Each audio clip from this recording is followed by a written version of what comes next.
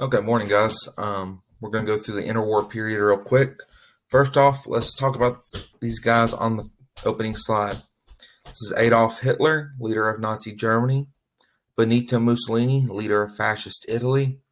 Joseph Stalin, leader of the Soviet Union. Then we have Hirohito and Hideki Tojo. He was the military leader of Japan. He was the emperor of Japan.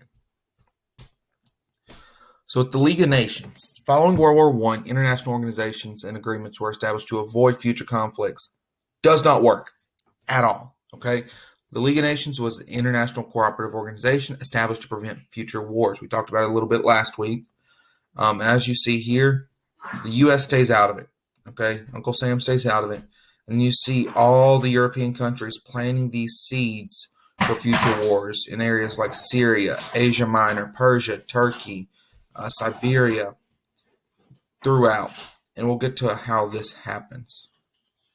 The League of Nations was proposed by President Woodrow Wilson of the United States. Congress didn't accept the plan because they didn't want a foreign body making foreign policy decisions for the United States. So the U.S. did not become a member, and the League failed because it didn't have the power to enforce its decisions. It didn't have its teeth. Okay?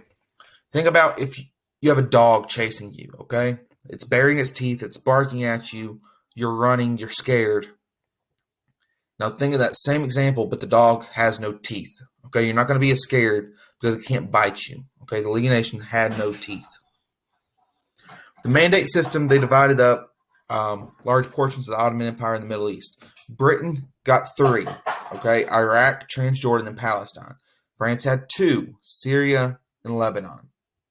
Okay, the way to remember that with the letter F, okay, found something to write on real quick.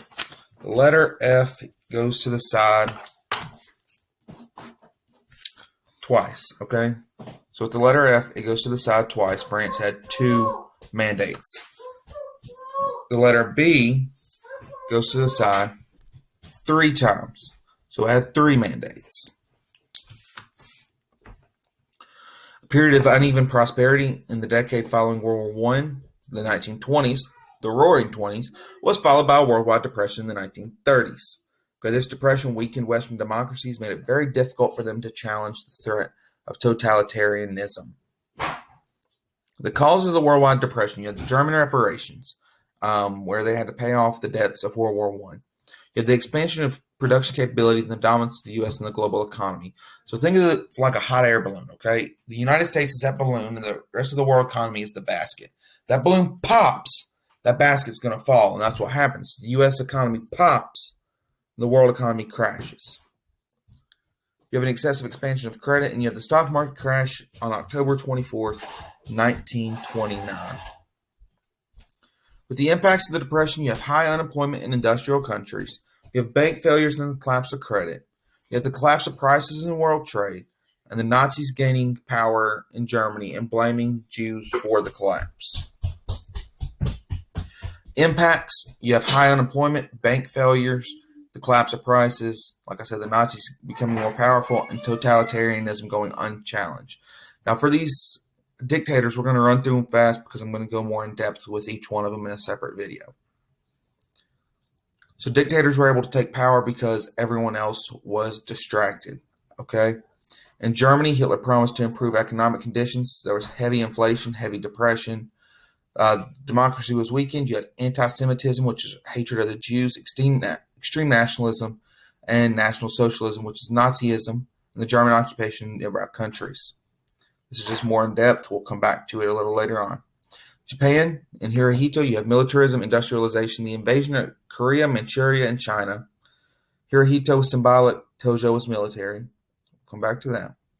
Mussolini was a fascist and wanted to restore the glory of Rome, invaded Ethiopia. We'll come back to it. And with Stalin, you have communism and his policies, the 5-year plans, collectivization of farms, state industrialization, secret police, and the Great Purge, which is where he began to kill his military commanders. Like I said, we will come back and discuss Hitler, Tojo, Mussolini, and Stalin a little later on in their own videos. So that's all I have right now. I'll post separate videos on each dictator a little later on. I will talk to you guys later.